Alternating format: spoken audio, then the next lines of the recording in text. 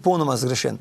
Tukaj je tudi zgrešen to, da sama tovarna plačuje in sama izbira naročnika za izvajalca meritev. Izmed tistih, ki so pooblaščeni za izvajanje. Ja. Pa kdo naj bi plačal potem? Na trgu jih ni ravno veliko, ne. Zdaj so drugi predlogi, ne. Predlogi so recimo, da se zbira denar teh firm, da gre v neko blagajno in potem z žrebom se določa, kdaj katera firma pride izvajati meritve v katero od teh tovarn. To bi bil vaš predlog ali predlog teh ekologov vladi? To je predlog ekologov že večkrat postavljen, čeprav se tudi tukaj postavlja vprašanje, če bi bila država tista, ki bi skrbela, da se ta denar zbira v neko blagajno in potem, da se te meritve nenapovedano izvajajo v nekih firmah, je treba vedeti, da teh meritev nenapovedano ni možno izvajati, zato ker tehnično ni možno, je treba napovedati pripravo na meritve, narediti in podobno, tako da to je en faktor. Drug faktor je, da smo mi večkrat ugotovili, da se surovinska mešanica, energijska mešanica med časom meritev prilagajajo in da ni ista kot pa naslednjih 7000 ur obratovanja. To pomeni, mi zdaj delamo 3,5 ure meritev na leto, da dobimo željeni rezultat na dimniku, pa še te rezultati so večkrat prekoračeni, sploh ko se pogovarjamo o količinah strupov, ne v procentu nekega strupa v kubičnem metru v dimniku. Tukaj treba vedeti, da ima cementarna zelo velike pretoke dimnih plinov, okrog 250 in več kubičnih metrov na uro, in ko to pomnožimo, dobimo enormne količine zelo nevarnih strupov, ki presegajo dovoljene vrednosti količinske. Ampak država teh količin ni omejila. V tem okoljevarstvenem dovoljenju je Lafarge neomejen glede količine. In to je eno od bistvenih kršitev, ker ljudi, ki tukaj živimo, ne zanima procent strupa v enem kubičnem metru v dimniku. Nas zanima v enem dnevu, koliko ta dimnik izbruha. In glede na to, da ima zelo velike pretoke, se to, ko se pomnoži, dobi takšne količine strupov, ki pa ostanejo tukaj v našem Zasavju, da so preko vseh dovoljenih meja, ampak teh meja pa država ni omejila. Po zakonsko bi mogla, pa ni, ne? In to ste želeli v Ekokrogu sporočiti tudi predsedniku vlade Borutu Pahorju, ki ste ga ob njegovem obisku v Zasavju ustavili, nekako nenapovedano se je ustavil in vam tam povedal, da se bo z vami sestal in tudi z Lafargem. Zdaj pa do tega sestanka še ni prišlo. Tam je zelo jasno povedal, da se bo... No, potem na tiskovni konferenci je povedal, da se bo z obema stranema sestal. Ni problema še enkrat pogledati posnetke. Teh posnetkov je vsaj 5-6 medijev je naredili posnetke in mislim, zelo jasen dogovor je bil in zelo za jasen dogovor sta se midva segla v roke. Mene ne zanima, kaj je gospod Pahor povedal 2 ure. Absolutno. Nam je obljubil, da se v roku 14 dni vrne v Zasavje, da si bo vzel 2 ure časa, za Ekokrog, da se sestane skupina okoljevarstvenikov Ekokroga, krajevne skupnosti Ravenska vas, občina Zagorje in na drugi strani vladna ekipa, brez vseh ostalih motečih elementov, da si bo vzel čas, da posluša naša vprašanja, naše trditve, argumente, da bo njegova skupina vladna poskušala na ta vprašanja postaviti odgovore in potem bomo skupaj videli, kako naprej. Točno tak je bil dogovor, teh posnetkov je... No, vse verjamem, da ste se tako dogovorili, ampak potem ste bili vi na nek način izigrani. Absolutno. Potem je prišlo do predloga vladne strani. Popolno sprenevedanje gospoda Pahorja. Mene ne zanima, kaj so mu zdaj svetovali, recimo na Arsu, na MOP-u. Ali njegovi svetovalci. Tako, gledajte, definitivno jaz mislim, da so mu svetovali, ali pa je sam premislil, ampak tukaj se gre zelo, mislim, hitro se da ugotoviti, da se nekako počuti ranljivega v teh 2 urah sestanka, da nekako čuti in ve, da ima Ekokrog tukaj enih dokazov, da je to okoljevarstveno dovoljenje absolutno na škodo zdravja in narave Zasavčanov, da je bilo narejeno ogromno kršitev in postopkovnih in zakonskih v celem postopku pridobivanja okoljevarstvenega dovoljenja in da je treba urgentno takoj odvzeti to dovoljenje in jeti na nov preučevati to vlogo, ker mislim, teh napak smo mi ugotovili preko 70. In to bi mu vsako argumentirati. Vse predstavili. Mi smo mu hoteli to predstaviti. Čas bo še verjetno, ne? Zdaj to visi v zraku. Uroš, videla sva se prej dogovorila, da se bova tikala. V redu? Prav. Zdaj to visi v zraku. Čeprav ne, laična javnost bi si vseeno želela, da pride do tega sestanka, pa magari trojica, Lafarge, Ekokrog, Pahor.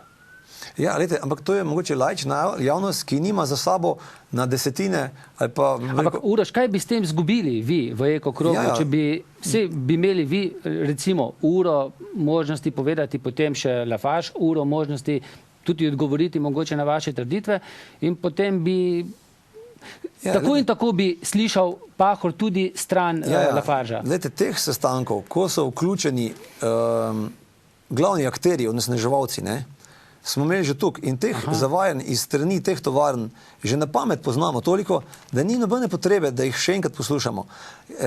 Mi nič ne nasprotujemo temu, da gospod Pahor posluša mnenje Lafargea. Tudi ne nasprotujemo temu, da se nekako še enkrat dobimo Lafarge, Ekokrog, okoljevarstveniki ostali in vladna ekipa potem. Po samostojnih pogovorih. Ampak pogledajte, 2 ure obljubljenega pogovora, mi smo naredili cel kompleten program, PowerPoint prezentacijo, skupina ljudi se je aktivno pripravljala, da mu bomo ta problem predstavili. Potem pa na ta sestanek povabiti IGM, ki ne vem, kaj tukaj počne, glede na to, da kuri na plin nima nobenih... Zavezanec okoljevarstvenega dovoljenja, eden izmed 9 tako, ampak jaz ne vem, zakaj potem ni tukaj steklarne Hrastnik, kemične tovarne, mislim, da steklarna celo še nima IPPC dovoljenja, pa ni povabljena. Ampak to so 2 tovarne, ki imajo veliko vpliv v Hrastniki na življenje, zraven je pa povabljen hrastniški župan. Mislim, te 2 tovarne pa ne. Mislim, izbor teh ljudi, kdo je tukaj vabo, kdo je tukaj izbiral, ne? Zraven gospoda Baroviča povabiti, ki je osumljen korupcije z Lafarge cementom, povabiti Lafarge, elektrarno in potem pričakovati, da bomo v 2 urih imeli ekologi možnost predstaviti to bi bilo vse v 2 urah. Ja, seveda. Kdaj ste pa izvedeli, Uroš, da potem tega sestanka samostojnega ne bo? Koliko pred tistih 14 dneh? V bistvu zadnji dan, pozno popoldne. Ko ste pa želeli potem tudi protestirati, ampak potem je bilo odpovedano. Mi smo že videli, da obiska ne bo. Dobili smo pismo, v kakšni sestavi gospod Pahor hoče imeti sestanek. Na to smo mu tudi 2-3 pisma odgovorili, mu obrazložili, zakaj ne. In v bistvu, kar je eno bistvenih zadev, je, da mi v tem trenutku nimamo nobenega vprašanja za Lafarge. Lafarge v tem trenutku počne tisto, kar mu je dovoljeno, ne? Počne ravno to, kar mu je država dovolila, nič več in nič manj. Država je Lafargeu dala okoljevarstveno dovoljenje za sežiganje več kot 100 ton odpadkov na dan. Sam Lafarge ga ne bo odpravil, torej ga lahko odpravi ARSO oziroma politika, ne? Politika, inšpekcijske službe. Potem država mu je predpisala način in pa pogoje za obratovanje, država ga tudi nadzira preko inšpekcijskih služb in nič od tega ne funkcionira, zato imamo mi izključno željo in potrebo za sestanek z vlado. Državljani za svojo vlado. Vlada, ki nekako nadzira tudi Agencijo Republike Slovenije za okolje, ki je del Ministrstva za okolje in prostor. In tukaj ni nobene potrebe, da sodeluje Lafarge, zato ker ni enega samega vprašanja nimamo za Lafarge. Če bi se tokom sestanka ta vprašanje pokazal, potem ni problem. Tudi če po sestanku se priključi Lafarge in se postavi še kako vprašanje njim. Ali pa če se naknadno sestanemo, ampak 2 uri so že 2 uri so malo. Zato, da mi pridemo skozi glavne kršitve, ki so bile narejene tokom pridobivanja postopka in pa pred pridobivanjem postopka in da ne govorimo o tem, kaj se zadnje čase dogaja. Ker tukaj se zadnje čase v bistvu dogaja katastrofa, ko na stotine ljudi kliče center za obveščanje, ko Lafarge v bistvu počne ravno to, kar njemu paše, pa nobenega nadzora pravega, nihče ne ukrepa. Ljudje v bistvu so pripuščeni sami sebi, kličejo center za obveščanje, pišejo kakšne prijave na inšpekcijo, eventualno kličejo tudi inšpekcijo, če kdo ve, ampak treba je vedeti, da inšpekcija, mi smo že kar nekajkrat v zadnjem času dobili odgovor, inšpekcija na dopustu, uradne ure so 2-krat na teden, na 4-5 ur, samo dopoldne, popoldne, vikende, nihče ne laufa. Tako da se to škoda razlagati, to Zasavčani v bistvu doživljajo na svoji koži in je to prav škoda, v bistvu, kaj je veliko Uroš, če greva naprej, kaj sedaj? Zdaj sestanka s predsednikom vlade Borutom Pahorjem še ni, visi v zraku.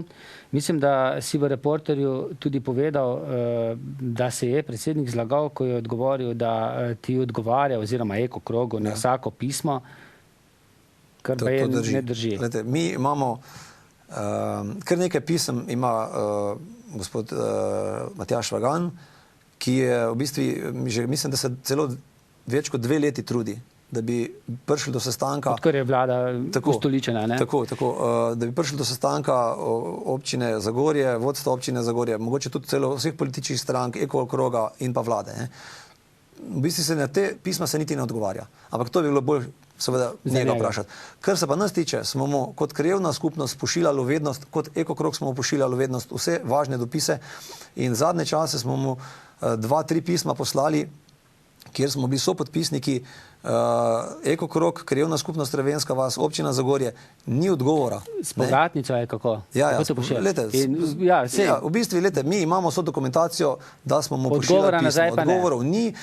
Edino, kar smo dobili, to so praktično zadnji dan pred njegovim obiskom v Zasavju, kjer so nam pa v bistvu zelo na nek žaljiv način povedali, da nimajo časa za nas in da najprej je bil nameravan obisk, potem pa ne? Ta obisk...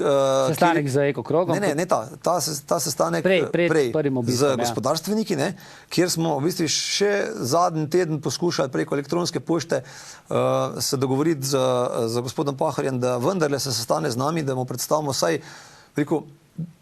bistvo tega problema in da se dogovorimo za daljši sestanek. No in to je prišlo do popolne ignorance. In kaj zdaj naprej?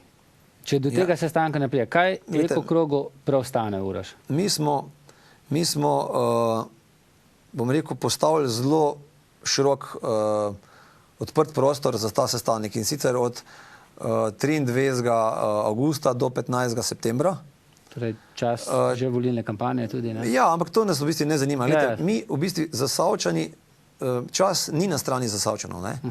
Mi vsakodnevno vdihujemo strupe Lafargea. Lafarge vsakodnevno na račun tega, da se žiga nevarne odpadke, ustvarja dobiček, država ne ukrepa, tako da čas nikakor ni zaveznik Zasavčanov in nikoli ni bil. Pa vendarle smo postavili zelo razumljiv datum. Mi upamo, da bo v tem času prišlo do tega sestanka, kjer bomo lahko gospodu Pahorju predstavili in pa kompletni vladi. Ločenega sestanka? Ja. Pač takšnega, kot ga je obljubil. Ki je bilo dogovorjeno, ja? In če do tega ne pride? Pozneje mi nimamo nič proti temu, da se sestanemo z Lafargem, čeprav v bistvu, če se bo to tokom tega sestanka pokazalo potrebno. Sam gospod Pahor zaradi nas ni noben problem, če se dnevno sestaja z Lafargem. Mislim, mi tukaj nimamo nič problema, ne vidimo v tem, ali pa da bi hotel karkoli tega preprečiti. Tako da vlada ima vse možnosti. Poglejte, vlada, vsi politiki, ki so prihajali na sestanke v Zasavje za gospodarstveniki, nikoli niso povabili okoljevarstvenikov zraven na sestanke. Celo obratno, okoljevarstveniki smo mesece in leta prosili za te sestanke, pa so nas zavračali. Ko pa vlada obljubi sestanek z okoljevarstveniki, pa brez da kogarkoli, karkoli vpraša, požre obljubo, jo prelomi in v bistvu sama začne vabiti zraven in politike, ki so osumljeni korupcije z Lafargem in breko ene glavnih akterjev tukaj onesnaževanja in firme za to, da bi v bistvo problema razvodeni, vlada s tem prelaga odgovornost na vse ostale. Tukaj zdaj hočemo pogovarjati, da je tukaj nek splošen problem v Zasavju. Vsak, ki ima avto, je odgovoren, zato ker avto ne snežuje, vsak, ki ima individualno korišče, je odgovoren. Mi se pogovarjamo tukaj o sežiganju odpadkov v Lafarge cementu, mi se ne pogovarjamo o čem drugem. Ta problem smo hoteli rešiti z vlado. Vse mi ne trdimo, da ne obstajajo drugi problemi. Seveda obstajajo, ampak mi smo samo zaradi enega samega problema bili prisiljeni se postaviti na cesto. In ta problem hočemo rešiti. In se boste, Uroš, tudi naslednjič, če do sestanka ne bo prišlo, pa da vlada pride znova v Zasavje oziroma predsednik vlade znova zaustavili njegov prihod? Mi zdaj prvo, kar je, delamo vse na tem, da mu obrazložimo, ker smo mu zelo jasno v pismu, ki je tudi na spletni strani Eko kroga objavljeno, obrazložili, argumentirano, zakaj pač rabimo in zahtevamo sestanek z njim. Ne? Drugo, če do tega sestanka ne bo, si bo očitno Zasavčani mogli sami izbrati